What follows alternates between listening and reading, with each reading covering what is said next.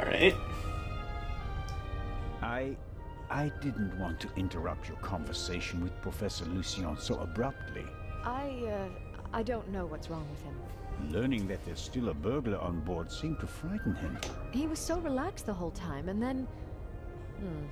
And then the stupid Swiss constable came by and made him anxious. Oh, I didn't mean that. No matter. I'm sure he'll calm down and come back soon enough. May I ask you a few questions? Of course. Oh, wow. Yes. Well, How's Matt? He seems happy enough. After all the commotion, he's already back to his old self again. But I haven't told him about the murder. That would be a bit too much for him. I think he's made of sterner stuff. I want to thank you again for what you did on the train. I wouldn't have known... Everything's fine. Think nothing of it. How was last night for you? It was awful. I was having a conversation with Edgar, Professor Lucien, here on the forecastle. Then I wanted to look for the lady and went forward via the side deck. When I passed the Baroness's cabin, I heard a muffled scream. You heard a scream? Yes. I thought the Baroness probably had a fall. I went to the door and listened for a moment. Since I couldn't hear anything, I knocked on the door and asked whether she was all right. There was no answer. Interesting. Yes. And then? I didn't know what to do, so I tried to open the door. It was locked. I saw the Baroness's butler, Mr. Inch, on the forecastle.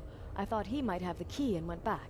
On the way, the bobby crossed my path, and then Edgar, who wanted to check the safe.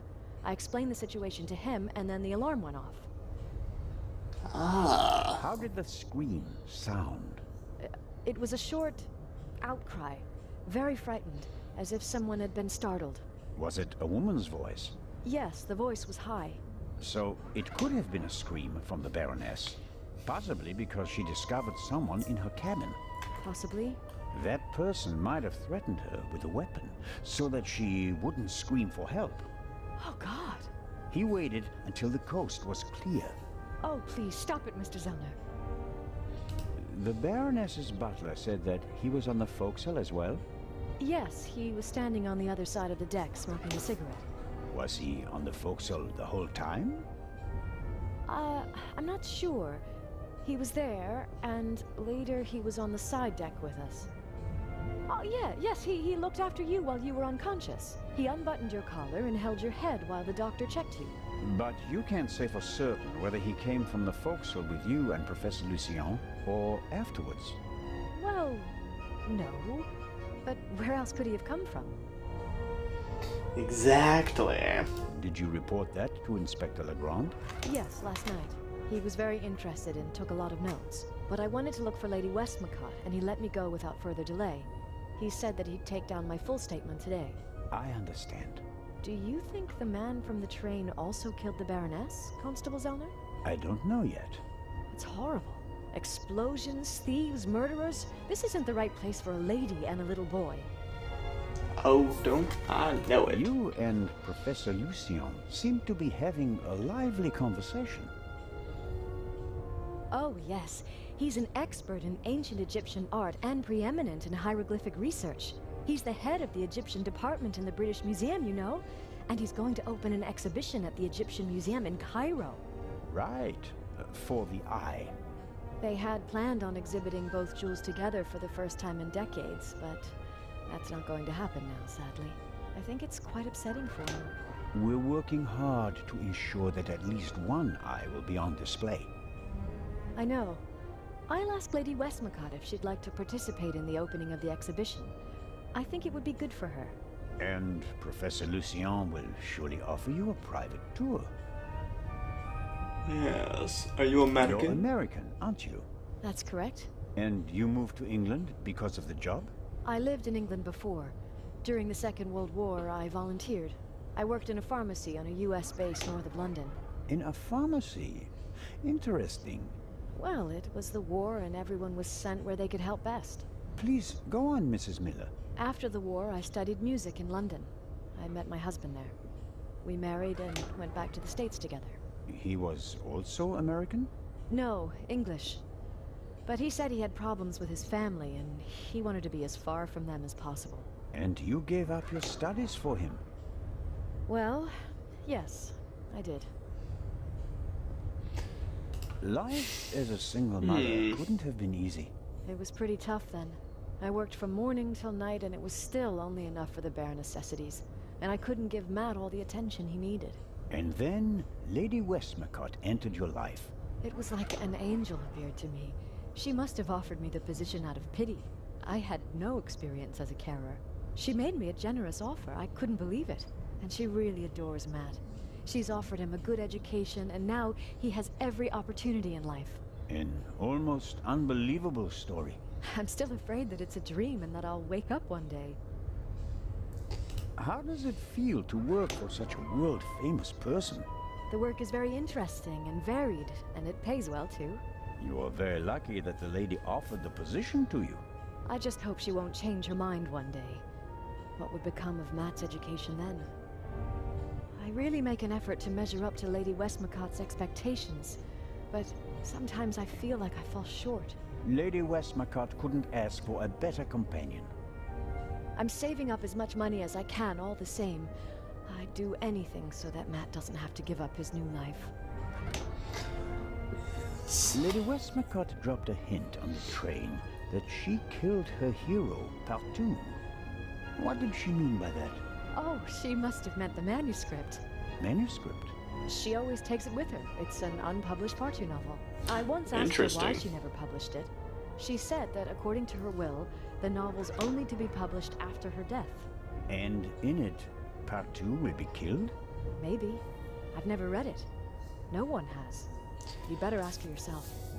Oh, I'd love to. Love to. If you worked in a pharmacy, you would certainly know something about medicines and poisons. Everything is a potential poison, Constable. It depends on the dose. Have you ever heard of chloral hydrate? It's a tranquilizer, isn't it? I'm asking you. Lady Westmacott also asked questions like that for her last novel. But since I've never wanted to kill anyone, I never bothered with things like strychnine and arsenic and all that. I could recommend something for a headache, a sore throat, or a rash. That's kind of you, but there's really no need. I'll be seeing you, Miss Miller. Constable. Alright. Let's see. Oh, we have so much now. The little stones make perfect ammunition for the slingshot. Now I just need a suitable target.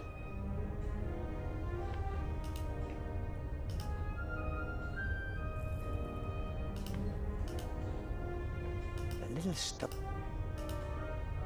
He could be more cooperative, but in the end, he's just doing his job.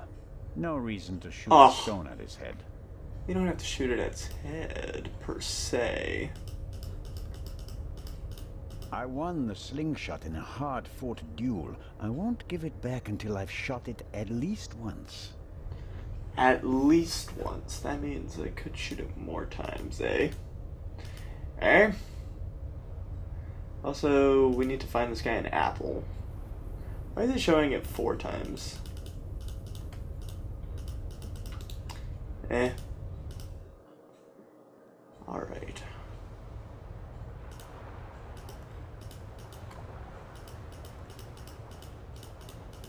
Interesting. Alright, see if we can't shoot it from upstairs.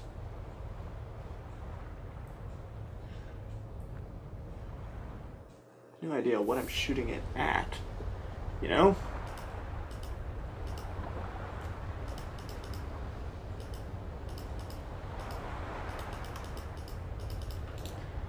Also, I need a wire. Still need a wire. Where does one find a wire?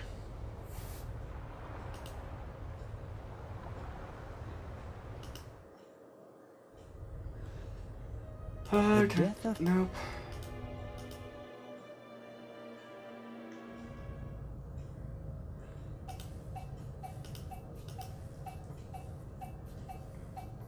Whatever Constable Oliver wants, he's getting ham and eggs.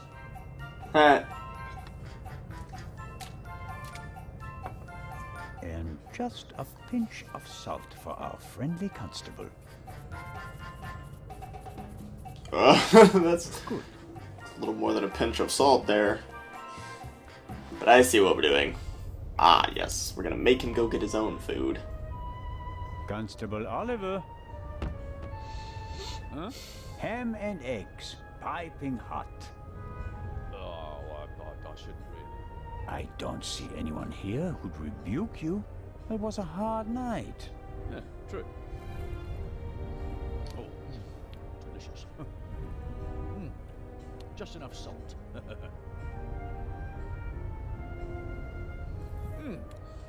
Oh, that was good of you. Cheers. You don't expect me to wash your dirty dishes as well, do you? Of course not, Your Majesty. Oh, that was a proper meal and no mistake.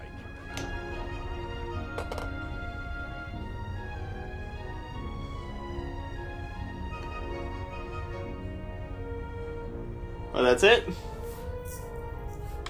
Well, now what? Constable Oliver is...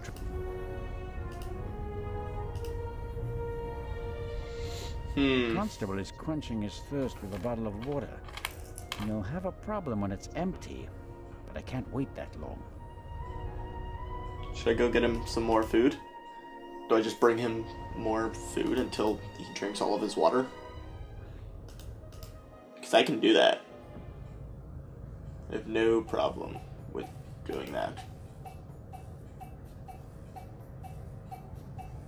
Oh, I have to shoot his bottle of water. Oh my gosh. Okay. Because it's a glass bottle, right? So we just shoot it with the slingshot.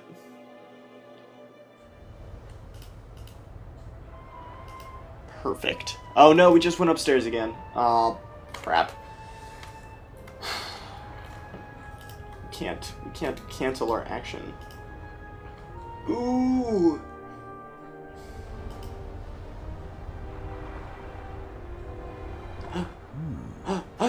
Boat like What? this would also make a good hideout What? for a stowaway. Oh my gosh. Were the tarpaulins arranged like that on purpose so that no one could put them back in order once they get in? You can tell at a glance that everything is ship-shape with this boat. Oh. Boo. Okay, whatever. But hey, we found something new. Something new and exciting. Alright, we'll go downstairs. Then... Yes! Oh, finally. All right.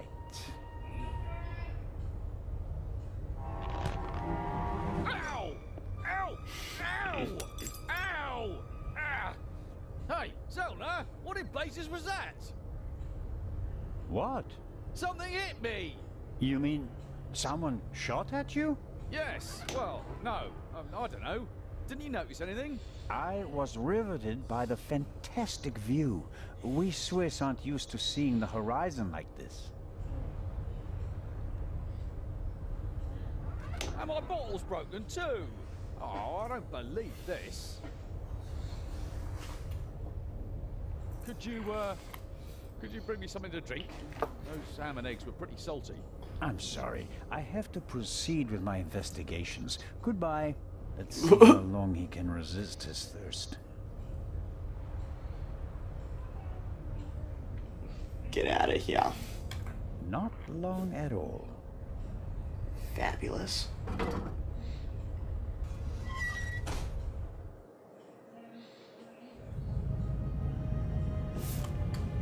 Alright.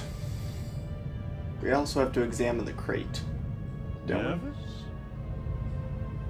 I would be too in your position. Who are you? My name is Adil, and you are... Constable Zellner. Why did you sneak onto the ship, Adil? I wanted to go back home. You're Egyptian? There's no word for me in Italy. I want to see my family again. And since you don't have money, you stowed away. So what if I did? So, it was you who knocked me out. Me? Never. No? Where were you when I was attacked? Well, I couldn't take anything with me on this trip, so I snuck into the kitchen and took some canned goods. Interesting. And how do you know when I was attacked? Well, I thought it was yesterday, shortly before we set sail. I take this bump personally. It's hard for me to believe a single word of your story. Because I'm a foreigner? Because you seem to have learned our language in the space of a day. Accent-free. Believe what you want. What were you searching for on deck last night? I was hiding the whole evening. I wanted to go out and get some fresh air, see the stars. But then suddenly, they were looking for me. Were you in one of the cabins? No! Did you see anyone on the deck or on the roof? No! And after we arrested you? The English policeman put me in this cell. Then he left. I've been here ever since. And you didn't notice anything along the way? No, nothing. Uh-huh. What about the gunshot? Didn't you hear it? Yes, the English policeman had already arrested me. We heard a bang and looked around. And then? Then, the Bobby was in a hurry to get rid of me. He almost pushed me down the stairs and locked me in here. He left, and then a short time later, the alarm went off. Constable Oliver wasn't with you anymore when the alarm went off? No.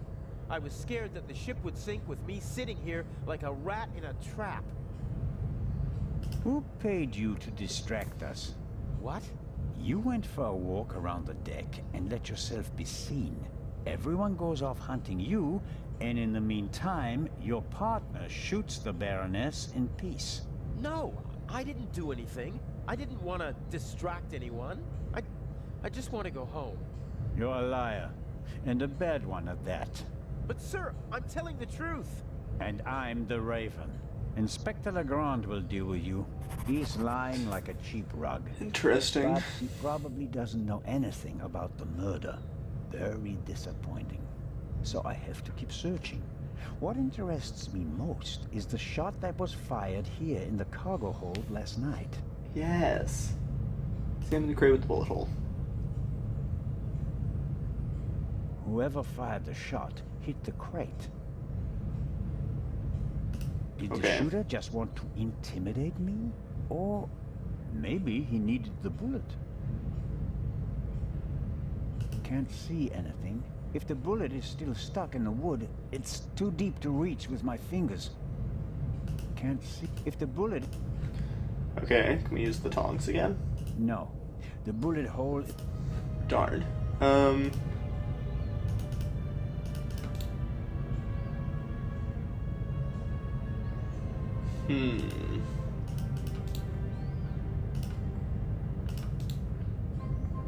Let's see. Can we go grab the axe and break this thing open?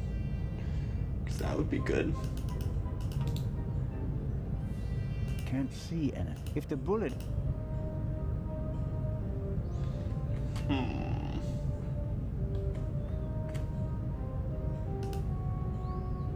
Alright, let's go over this way.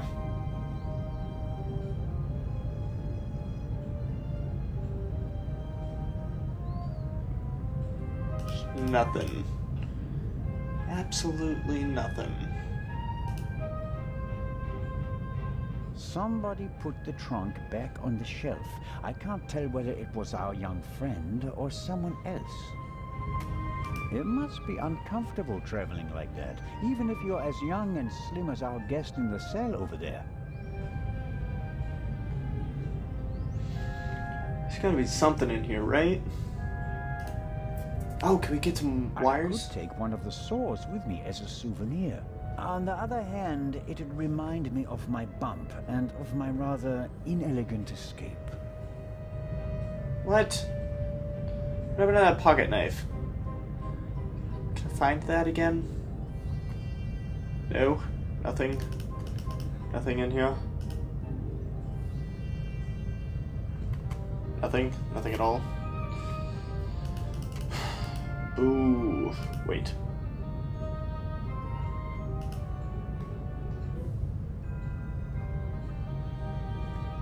No.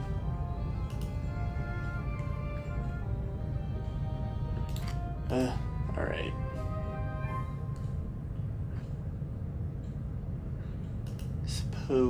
I suppose we'll leave now. Come on. How do I get out of here?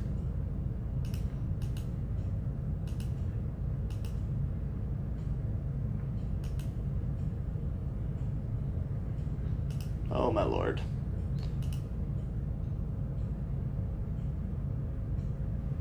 There we go.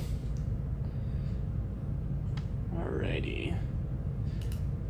Examine this guy.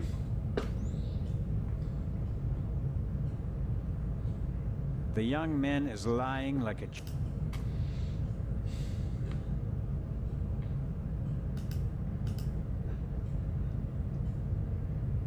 Can't... If the bullet... How about the lockers again? The cargo hold also seems to... At least for the ones who... A stroke of luck. The... Alright, what's in it? Oil-stained overalls. And here, an old toolbox. Fabulous. It's been through a lot. Hardly any paint, dented, and the lid is held shut by a wire. I'll take it with me. Yes, I need that wire. Some wrenches, a bit of wire wool, an oily cloth, and here, a screwdriver. Perfect.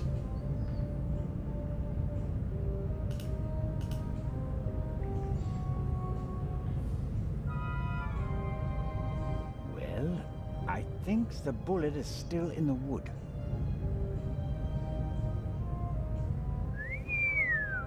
I'm not a weapons specialist, but at first sight, I'd say that this bullet looks exactly the same as the one Dr. Gebhardt gave me for Legrand.